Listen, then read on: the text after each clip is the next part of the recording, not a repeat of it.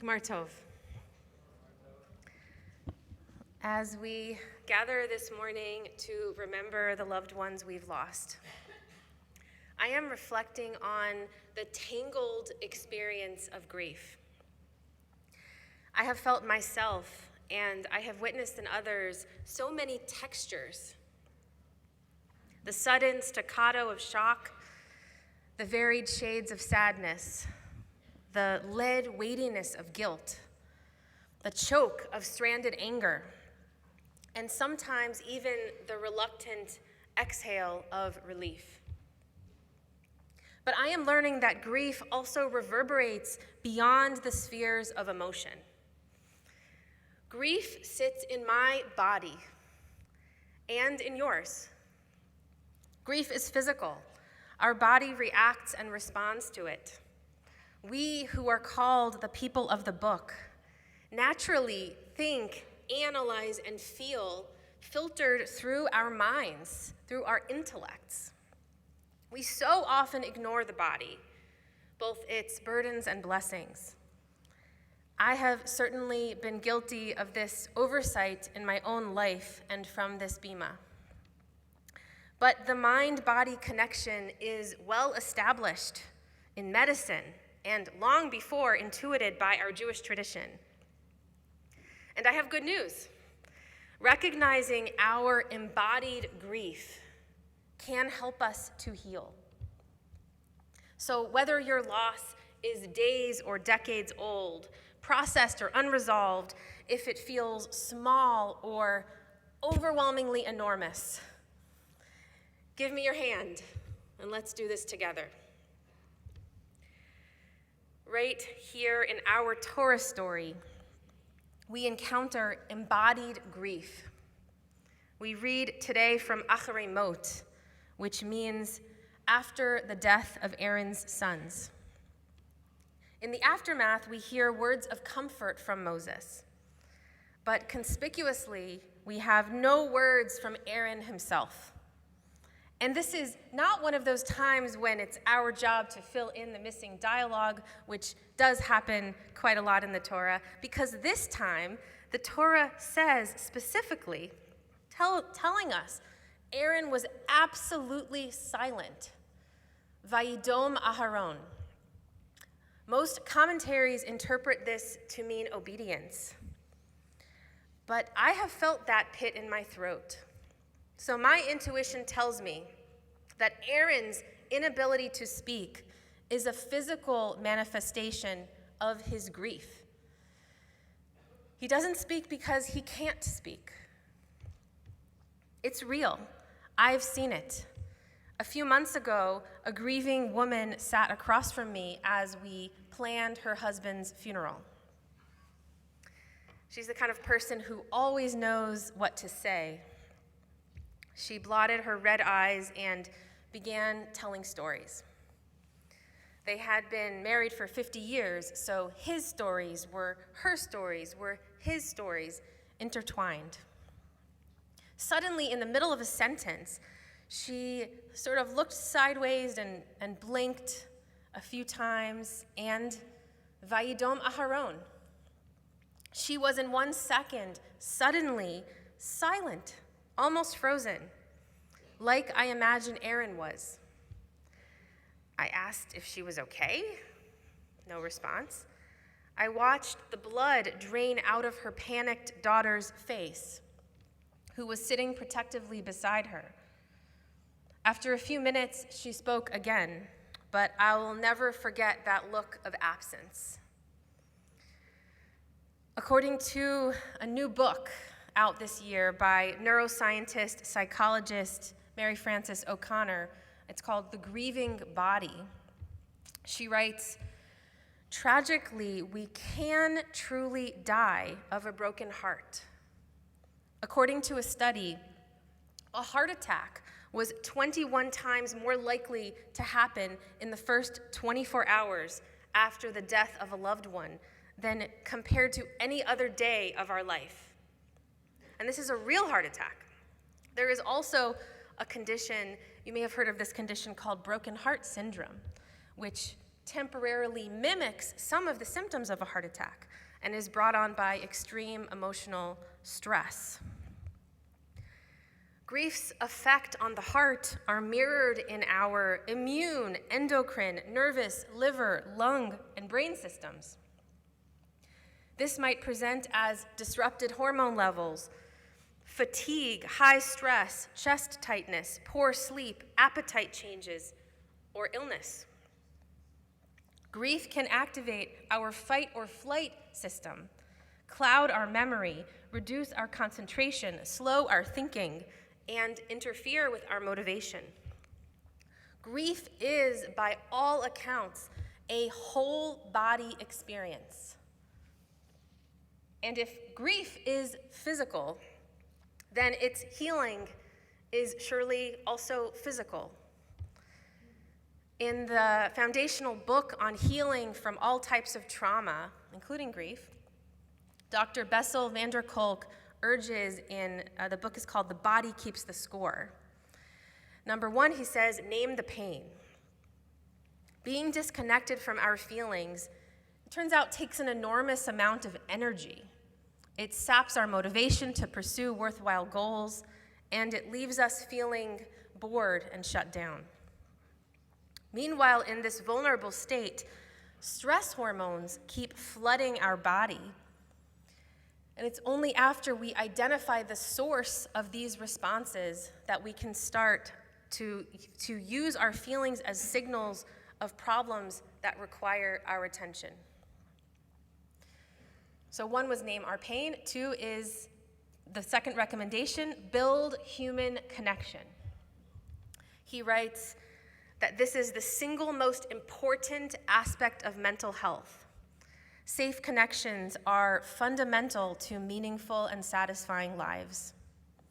And the critical issue here is reciprocity, being truly heard and seen by the people around us, feeling that we are held in someone else's mind and heart. For our physiology to calm down, heal, and grow, we need a visceral feeling of safety. So to sum up Dr. van der Kolk, if we name our pain in prayer, mindfulness, talking, journaling, and if we build connection with others in family, community, or therapy, then we can externalize that grief that would otherwise live inside of us as a kind of a corrosive agent in our bodies, and instead we can build the vehicle for our own healing. Now, with all due respect to science, and certainly science deserves more respect than it has received of late, none of this is news to the Jews. Our ancient Jewish mourning practices help us to heal in exactly the way the science recommends. We acknowledge our grief, and we reach out for human connection. First, acknowledge our grief, name the pain, which is so Jewish. Before a funeral, I invite families to join in a ritual that is as old as our Torah, as old as Judaism. Jacob tears his clothes immediately after hearing news of his son's death. So, in the early hours of grief, we tear our clothing too. Either our actual clothes or a little black ribbon that is pinned to our chest, if you've seen those ribbon or you've worn one of those. Marking ourselves in this way as mourners helps us to name our loss with an outward symbol of bereavement. We demonstrate on the outside a flicker of the feelings, the pain that's going on for us on the inside. And it turns out the act of tearing itself can be therapeutic. Once, after I invited a mourner to do Kriya, to do this tearing ritual with me, he stared down at the tiny razor that we use to tear. Do I have to? "No," I replied quickly. "Of course, it's your choice. Can I ask what makes you hesitate?" And he said, "I'm not sure I'm ready for it to be so real." So we looked at each other, then realizing exactly what he needed to do. He took the blade from my hand. He tore the starchy white fabric of his collared shirt. And then he looked up at me, and he was visibly a little less tense. He looked like his shoulders had relaxed, at least an inch downward.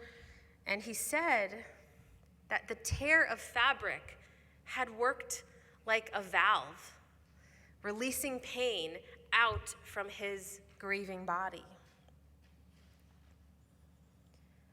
Our ritual of tearing fabric releases more than emotional or physical pain.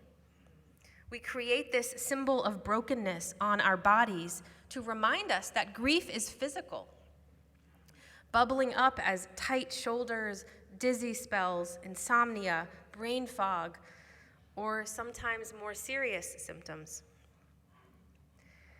Nancy Maxwell wrote in the foreword after her husband died, "Spotting the ribbon in my reflection or untangling it from my necklace reminded me throughout the day that though I had resumed my normal routine, I was still an official mourner. Those dark circles under my eyes were to be expected." The ribbon was particularly helpful to me during crying jags, which erupted randomly when I was alone in the car. During these driving while crying episodes, I would pull over, touch my ribbon, give into my sorrow, and wail. Whether as a badge of bereavement, a reminder of our hurting bodies, or an unexpected balm, the torn kriya fabric is our Jewish tool for naming the pain of loss. Also, so Jewish is Dr. Vander Kolk's second recommendation, reaching out for connection. This is, remember, what he called the single most important aspect of mental health. And Jews do this well too. We show up for the funeral, we give plenty of hugs at Shiva, we call a few weeks later, and we give a nudge to go on a walk. When we can remember that pain is physical, then we remember that the healing is also physical. In the Talmud, Rabbi Yochanan was known for his pastoral presence and abilities. He would hold someone's hand and they would be healed. One day, Rabbi Yochanan himself needed healing. The healer needed healing. So another rabbi, Rabbi Hanina, visited him, famously asking, "Is your suffering dear to you?" Meaning, do you want to be healed? Rabbi Hanina answered out loud, "Yes, I want to be healed." So Rabbi Hanina continued, "Give me your hand." And Rabbi Yochanan gave him his hand and then stood up, restored to health. So the Talmud asks, there's always a question, right? We don't just have a simple story. The Talmud asks, why did Rabbi Yochanan wait for another rabbi to visit? If he was such an ability, such a healer, he could heal everyone, let him heal himself. And the sages answer their own question. A prisoner cannot generally free themselves from prison, but depends on others to release them from their shackles. And in this parable, of course, the shackles are representing the emotional and physical pain. We learn that Rabbi Yochanan was not a healing magician. He just understood the power of human connection. he just knew that holding his own hand would not work. He needed someone else. In that same spirit, our archetypal tool for healing after loss is the prayer that we recite at the end as part of the end of every Jewish service. In the mourner's Kaddish, we speak words that give voice to both emotional and embodied grief. And we also invite deeper connection from the people around us by asking them, and we expect as a community for them to respond in real time. If we could hear underneath the words of the Kaddish, if we could hear what might be pounding in someone's head as they begin the mourning process for the first time, it might go something like this. The rabbi invites mourners to stand. If I'm a mourner, I might think to myself, I don't know if I know those Aramaic words. Yitkadal v'yitkadash. Don't know where that came from. Shemei Rabbi. I'm here to say that I lost someone I love. Be'alma divara chirutei. And now people are turning their heads. Be'yamlich malchutei. They know. Bechayichon uvyomechon. And they can tell I've been crying. Uvchaye dechol beit Yisrael. And they can hear that I'm still hoarse. Ba'agala uvizman kariv. And I haven't slept. Ve'imru amen. Thank God they joined in. Yehei shmei rabba mevarach. I don't know how much longer I could have done that alone. Le'alam u'le'almei almaya. And they're still here.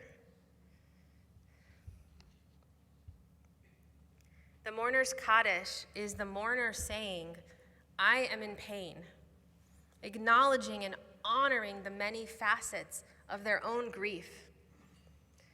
And in that most vulnerable exchange, as mourners, instead of turning inwards, we turn to others.